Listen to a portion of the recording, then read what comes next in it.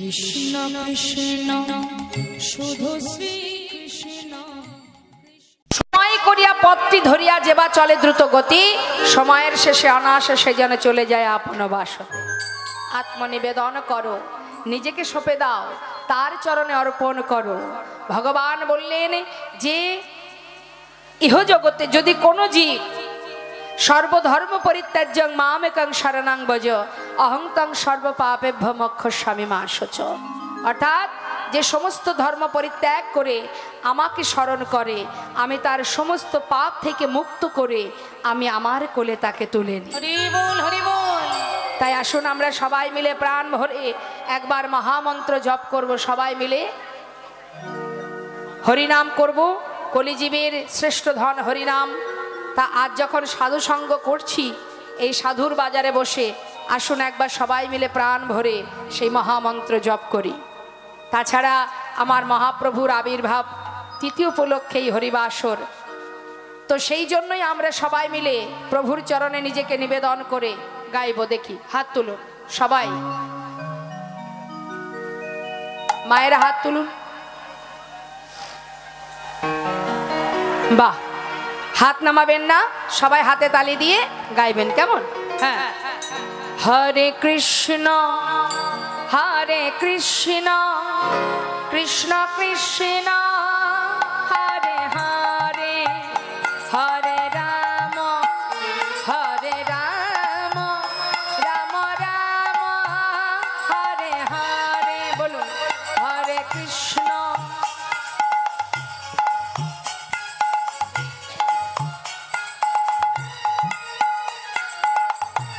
Mobile রেখে দিন, হ্যাঁ, হরিনাম করুন।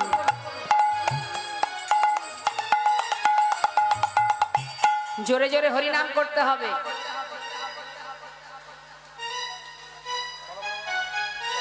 জোরে জোরে হরিনাম গাইতে হবে।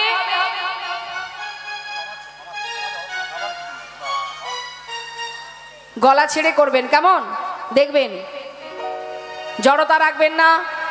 নাম করবার সময় যেন কোনোভাবে নিজের ভিতরে কৃপণতা করবেন না। সবাই হাত তুলে প্রাণ ভরে, এখানে রাধা মাধব আছে দেখতে পাচ্ছেন নিশ্চয়ই, অর্থাৎ আমার চোখের ফাঁকি দিয়ে কিছু হবে না, ওর চোখের ফাঁকি কেউ দিতে পারবে না, তাই না? তাই দেখি হাত তুলুন পুরোটা জোরে জোরে। আমি গাইব, শুনে নিন, তারপরে আপনারা গাইবেন। হরে কৃষ্ণ কৃষ্ণ কৃষ্ণ হরে হরে, হরে রাম রাম রাম হরে হরে, হরে কৃষ্ণ।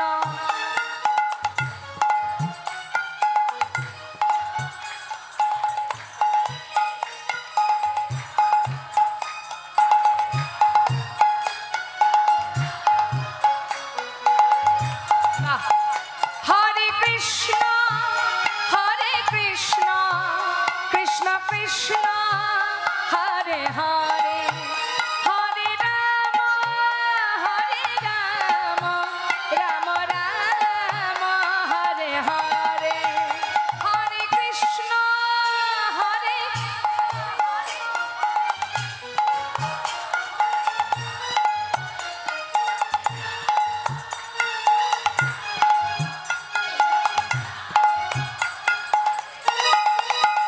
হরে কৃষ্ণ কৃষ্ণ কৃষ্ণ হরে হরে, হরে রাম রাম রাম হরে হরে, হরে কৃষ্ণ কৃষ্ণ কৃষ্ণ হরে হরে, হরে রাম রাম রাম হরে হরে, হরে কৃষ্ণ কৃষ্ণ কৃষ্ণ হরে হরে, হরে রাম রাম রাম হরে হরে, হরে কৃষ্ণ কৃষ্ণ কৃষ্ণ হরে হরে, হরে রাম রাম রাম হরে হরে। হরি বল হরি বল হরি বল। এই যে হরিনাম প্রতিনিয়ত গাইতে হবে। দিনান্তে একবার সন্ধ্যাবেলায় যখন আপনারা সন্ধ্যা দেন বা দুপুরে যখন গোবিন্দ সেবা দেন তো নিশ্চয়ই, হ্যাঁ? তা যিনি সেবা দেন মন্দিরের ভিতরে বসে বসে হাতে তালি দিয়ে হরিনাম গাইতে হবে, কারণ এই কলিযুগের ধর্ম হচ্ছে মহামন্ত্র। পৃথিবীতে সমস্ত দেবদেবীর পূজা করতে গেলে যে মন্ত্র আমরা জপ করি, যে স্তব করি, সেগুলোকে শুধু মন্ত্র বলা হয়, মন্ত্র। আর হরিনামকে বলা হয় মহামন্ত্র। অর্থাৎ কেউ যদি মহামন্ত্র জপ করতে পারে দিনে, আর যারা মালা করেন তারা তো করেনি, তাই না? তো যদি কেউ মহামন্ত্র জপ করতে পারে, শাস্ত্রে বললেন কলিযুগে এই নাম ছাড়া আর কোনো ধর্ম নেই। হরিদাস ঠাকুর যিনি দিনে 3 লক্ষ নাম করতেন, 3 লক্ষ, একদিনে 3 লক্ষ নাম জপ, তার মানে মাসে 1 কোটিরও বেশি। তাই তো আমার মহাপ্রভুর যত ভক্ত আছে মা, সমস্ত ভক্তের মধ্যে 3.5 জন ছিলেন তার অন্তরঙ্গ, আর বাকি সবাই ছিলেন বহিরঙ্গ। আর এই বহিরঙ্গ ভক্তের ভিতরে সবার থেকে আলাদা, একেবারে অন্যতম এই নামাচার্য ছিল ঠাকুর হরিদাস, যিনি নামের আচার্য ছিলেন, যিনি নামের গুণেই গোবিন্দ গৌর হরির চরণ লাভ করেছিলেন। তার না হতো পূজা দেওয়া, না দিত সেবা, কিছুই করার সময় ছিল না, শুধু সারাদিন এই হরিনাম। যত সময় 3 লক্ষ জপ না করতেন তত সময় তিনি জল পর্যন্ত গ্রহণ করতেন না। তাও দেখুন, এই যে 3 লক্ষ নাম করতেন, 1 লক্ষ নাম করতেন নিজের জন্য, আর 1 লক্ষ জপ করতেন প্রভুর জন্য, আর 1 লক্ষ নাম করতেন আমাদের মতো জীবের উদ্ধারের জন্য। হরি বল, হরি নিতাই গৌর হরি বল। তা সেই করুণাময় গৌর সুন্দর, যিনি কিনা নিজে আচরণ করে আমাদের মতো জীবের দ্বারে দ্বারে হরিনাম দিলেন, বললেন হে জীব এই হরিনাম করো, এই নামেই উদ্ধার, আর কিছু করতে হবে না। ধন ঐশ্বর্য, টাকা পয়সা, বাড়ি গাড়ি কিছুই লাগবে না, হে তো পৃথিবীর ধন, এগুলো থেকে যাবে, শুধু নিজেকে সঁপে দাও, এই দেহটা তার চরণে সঁপে দিয়ে আত্মনিবেদন করে শুধু হরি বল বলো। তা আসুন আমরা সেই দয়াল গৌর হরির অবতার, তিনি এসেছেন, তাই তার চরণ স্মরণ করে, তার পার্ষদগণের নাম স্মরণ করে এবার আমরা চলে যাব লীলা কথায়। তা সবাই মিলে আমরা একবার বলবো, শ্রী গৌরাঙ্গের ভক্তগণে নিত্য সিদ্ধ করি মনে, গৌরাঙ্গের ভক্তগণে নিত্য সিদ্ধ করি মনে, সে যাই ব্রজেন্দ্র সুত পাশে রে, সে যায় ব্রজেন্দ্র সুত পাশে রে,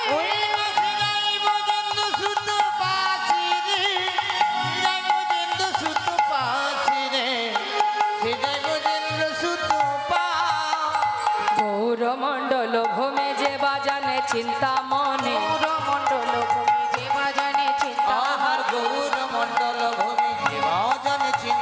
তার হয় ব্রজধামে বাস রে, তার হয় ব্রজধামে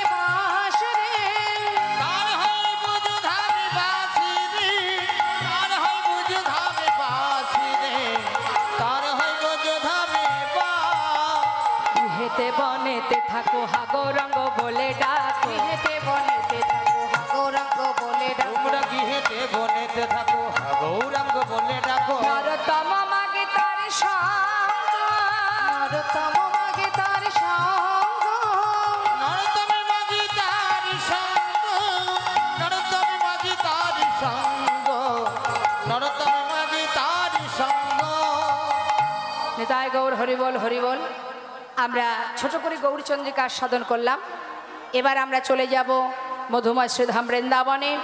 চলুন কৃষ্ণ আর তার প্রিয় সখা সুদামার সেই মধুর মিলন কিভাবে হলো আমরা দেখব। যাব মধুময় বৃন্দাবনে, যাবেন তো সবাই? তা চলুন যাই, দুটি বাহু তুলে উলুধ্বনি জানেন মায়েরা? একটু শোনান, হরিবল হরিবল, নিতাই গৌর হরিবল, রাধে।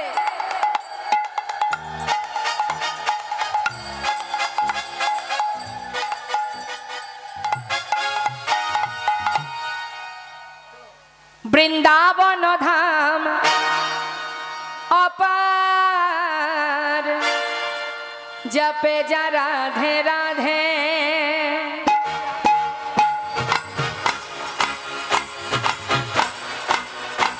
রাধে রাধে।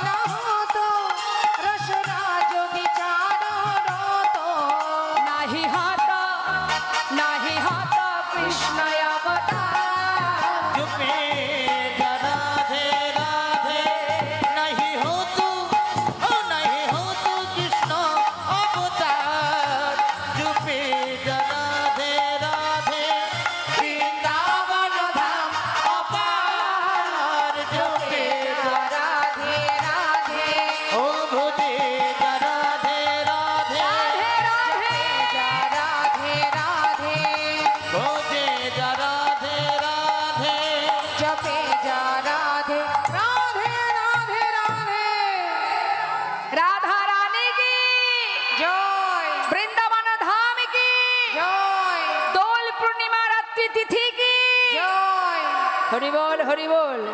সবাই মিলে একবার বলুন, দুটি বাহু তুলে, জয় জয় শ্রী গুরু নিতাই গৌর সীতানাথ প্রমানন্দে হরি হরি বল। নিতাই গৌর হরি বল। রাধেশ্যাম রাধেশ্যাম, রাধে রাধে। মধুময় শ্রীধাম বৃন্দাবন। আচ্ছা, বৃন্দাবনে কে কে গিয়েছেন একটু হাত তুলে দেখান।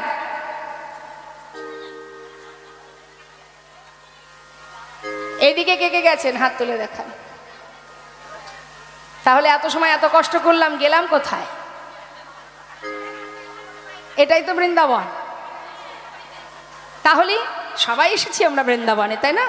হ্যাঁ, আমাদের দেহটা ফেলে রেখে এই মনটা যদি আমরা বৃন্দাবনে নিয়ে যাই, মনে করুন আপনারা এখানে আছেন, আপনার মন যদি এখন বাড়িতে থাকে, তা আমি এখানে 3 ঘন্টা ধরে যাই করি না কেন, কিছুই কিন্তু কানে ঢুকবে না। কান যতই খোলা থাক, হ্যাঁ, শুনতে পাবেন, কারণ মনটা তো সেই বাড়িতে। সে তালা মারা হয়েছে কিনা বাড়িতে, দরজাটা খোলা আছে কিনা, এই চিন্তা যদি এখানে বসে করেন, তাহলে কীর্তন কান খোলা থাকলেও ঢুকবে না। ঢুকবে? তাহলে সবার আগে মন। হরি বল। তাহলে মনটাকে নিয়ে আমাদের যেতে হবে কোথায়? বৃন্দাবন, তাই না? মনটাকে যেখানে নিয়ে যাবেন, মন সেখানে যাবে। সবার আগে যায় মন। তো বাড়িতে মন নেই তো, ছেলে কি করছে কে জানে, স্বামীটা খেলো কে না কি জানে, হ্যাঁ, এসব চিন্তা নেই তো। ওই যে জগৎ স্বামী বসে আছে, ওখানে সব কিছু সঁপে দিন, ওই সমস্ত দায় দায়িত্ব নিয়ে নেবে। জয়নিতাই। শাস্ত্রী বললেন, অল্প ভাগ্যে হয় না গৃহে বৈষ্ণবের আগমন, অল্প ভাগ্যে হয় না গৃহে হরিনাম সংকীর্তন। অর্থ তো অনেকেরই থাকে, হ্যাঁ, অর্থ অনেকেরই থাকে, আর ভগবান থাকে কোথায়? ভগবান দেখবেন সর্বদাই কাঙাল কাঙালিনীর ঘরেই আসে, তাই না মা? তিনি আসেন কাঙালিনীর ঘরে। তা করুণাময় গৌরহরি যিনি এসেছিলেন নবদ্বীপের মাঝে মিশ্র কুলবংশে, মা সচিমা, যার ছিল খড়ের ঘর, মাটির ঘর আর খড়ের ছাউনি, সেই ঘরে এসেছিলেন আমার ভগবান। হরি বল, হরি বল। নিমায়ের যখন বিয়ে হয়, একেবারে যেদিন দেখা সেই দিনই বিবাহ বিষ্ণুপ্রিয়ার সঙ্গে। কাশীনাথ ঘটক ঠিক করে এলো, মা পাঠিয়ে দিল, যা একটু দেখে আয় ওই মালঞ্চ পাড়ায় সনাতন মিশ্রের মেয়েটা, হ্যাঁ, আমার বড় পছন্দ, দেখ যা দেখি আমার ছেলের সঙ্গে বিয়েটা দেয় কিনা। আর কাশীনাথ ঘটক সেখানে গিয়ে যাবার সাথে সাথে সম্বন্ধ ঠিক করে চলে এলো। মা বলছে, আজ কি খাবো সেই চালটুকু ঘরে নেই, তুই সন্ধ্যাবেলায় গধূলি লগ্নে ছেলের বিয়ে ঠিক করে এলি, কি করে জোগাড় যন্ত্র করব? হ্যাঁ, বলছে, মা যার চিন্তা তো সেই করে, তুমি এত ভাবছো কেন? সেই সময় নবদ্বীপের যিনি ছিলেন মাগো, ওই বুদ্ধিমন্ত খা, তিনি ছিলেন মস্ত বড় রাজা, আহা জমিদার। তাই সেই বুদ্ধিমন্ত খা হঠাৎ খবর পেয়ে বলেছিলেন, মা এত চিন্তা করো না, প্রভুর বিয়ের সমস্ত দায় দায়িত্ব আমার, তার সমস্ত কিছু ভার আমি বহন করব। তাই মাগো যার ভাবনা সেই ভাবে, শুধু তার চরণে নিজেকে সঁপে দাও।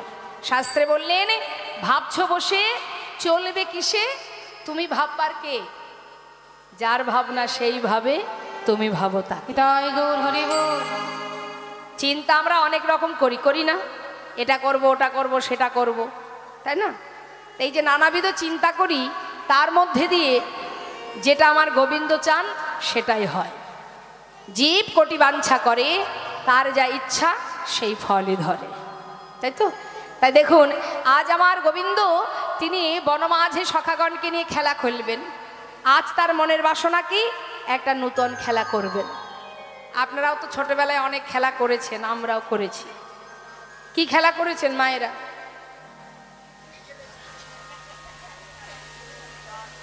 কি কি? কিতকিত খেলা, আর কি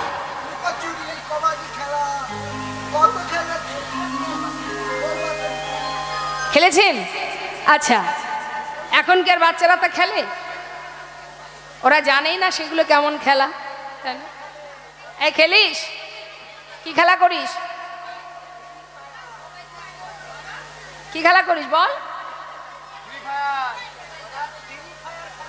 ওই মোবাইলে কি কার্টুন কার্টুন টাইপের দেখতে, ওইগুলো কি ছুটোছুটি দৌড়োদৌড়ি করে, ওইগুলো বল ভাল লাগে খেলতে? তা আজকে একটা নতুন খেলা খেলবি আমার সঙ্গে? খেলবি? হ্যাঁ, তাহলে শোন। বেশ, কানাই বলছে আয় সখা, প্রতিদিন এক খেলা ভাল লাগে, আজ একটা নতুন খেলা করব। সব কিছুর পিছনে কিন্তু কারণ আছে মা, গোবিন্দ যেটাই করে তার পিছনে কারণ থাকে। তা সখারা বলছে কি খেলা রে ভাই? শোন, আজকের খেলার নাম হচ্ছে পাতা পাতা খেলা। সে আবার কেমন খেলা? শোন, এখানে যতগুলি আমরা সখা আছি, সখা মানে বুঝিস বন্ধু, সবার জন্য একটা করে পাতা তুলতে হবে, মানে যত সখা ততগুলো পাতা তুলতে হবে। তার মধ্যে একটা পত্র ছিদ্র করা হবে, আর এই ছিদ্রপত্রটা যার ভাগ্যে পড়বে সে হবে চোর, আর বাকি যারা থাকবে তারা তো জিতে যাবে। তাদেরকে মাথায় করে নিয়ে এই বংশীবট থেকে কেশিঘাট পর্যন্ত নিয়ে যেতে হবে, ঘাড়ে করে নিয়ে আবার ফিরিয়ে নিয়ে আসতে হবে। সকারা বলছে তুই খেলবি? হ্যাঁ বাবা, বলছে এ তো বেশ নতুন খেলা, মজার খেলা, যা পাতা তুলে নিয়ে আয়।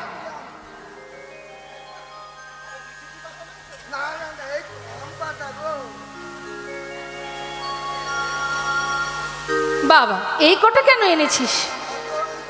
বাস, আচ্ছা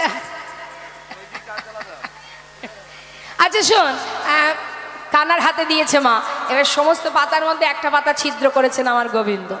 ছিদ্র করে এবার একে একে ডাকছে, নে ভাই কই দেখি। পাতা পড়েছে, ছিদ্র পড়েছে, ভালো পাতা পড়েছে।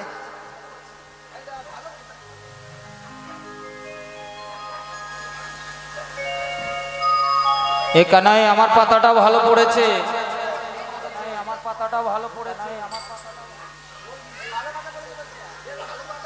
ভালো পড়েছে, ছিদ্র পড়েনি তো? এই দেখি আমারটা ভালো পড়েছে। তোরটা দেখা, আমারটাও ভালো, সবারই তো ভালো পড়েছে। এই তোরটা দেখি দেখি দেখা, এই ওরটাই মনে হচ্ছে ছিদ্র পড়েছে।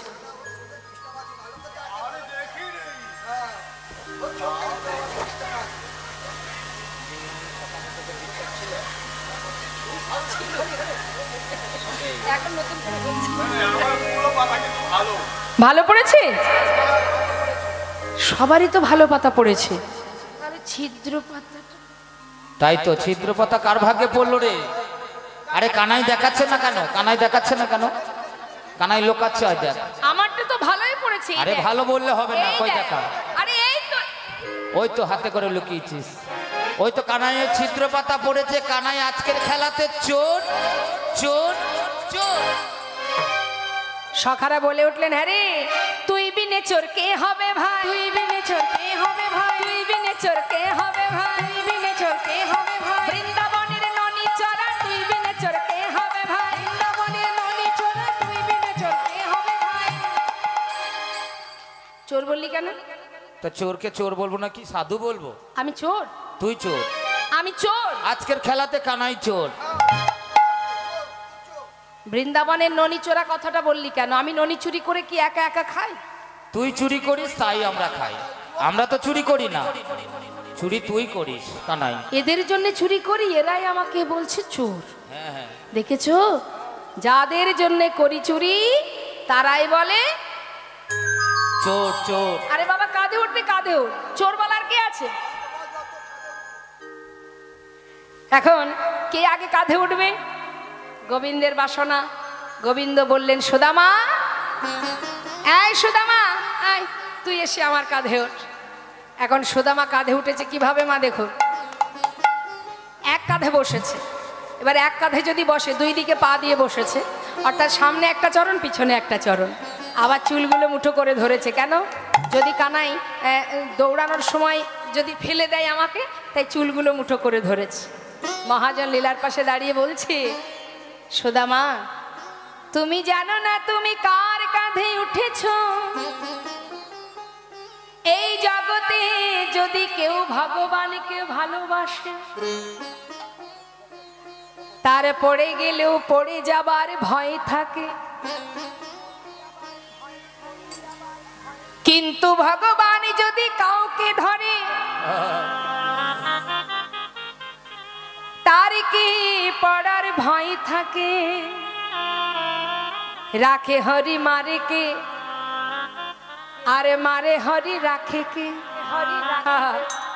তুমি নিশ্চিন্তে থাকো, যার কাঁধে উঠে বসেছো তুমি জানো না কার কাঁধে। আর এদিকে ভগবান কি করছে? সুদামাকে কাঁধে করে নিয়ে এবারে যাচ্ছে। সুদামারে লইয়া কৃষ্ণ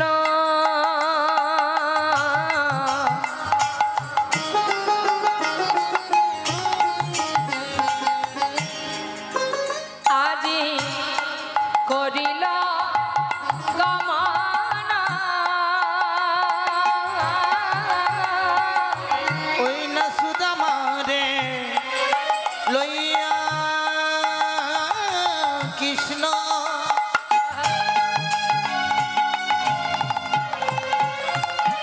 দেখো করিলা গমন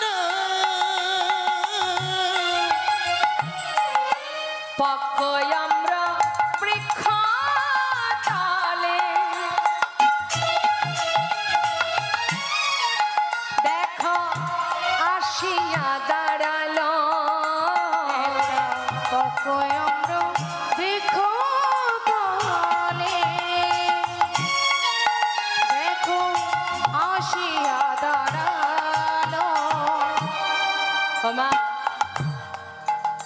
আজ গোবিন্দ মনে মনে চিন্তা করছে আজকের এই খেলাটার কারণ কি?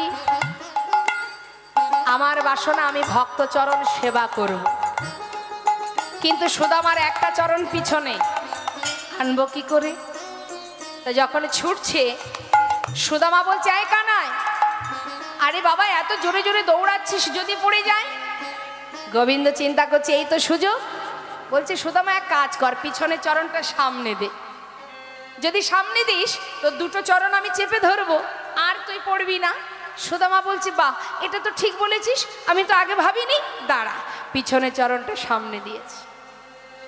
আজ গোবিন্দের মনে বাসনা ভক্তের যুগল চরণ সেবা করবে। আমরা জানি যে ভক্ত ভগবানের চরণ সেবা করে, কিন্তু আজ আমার গোবিন্দের মনেও বাসনা হয়েছে যে তিনি ভক্তের চরণ সেবা করবে। তাই চরণ দুটি বক্ষে পেয়ে কি করছে মা? আজি মন্দ মন্দ সেবা করে, মন্দ সেবা করে ভক্তের যুগলে চরণ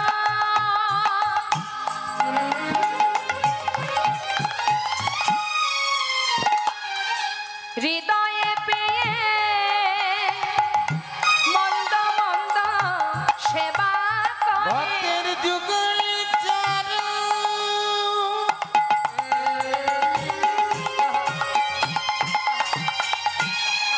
ওই দেখো হৃদয় পেয়ে মন্দ মন্দ সেবা করে আজি নয়নে জলে চরণ ধোয়া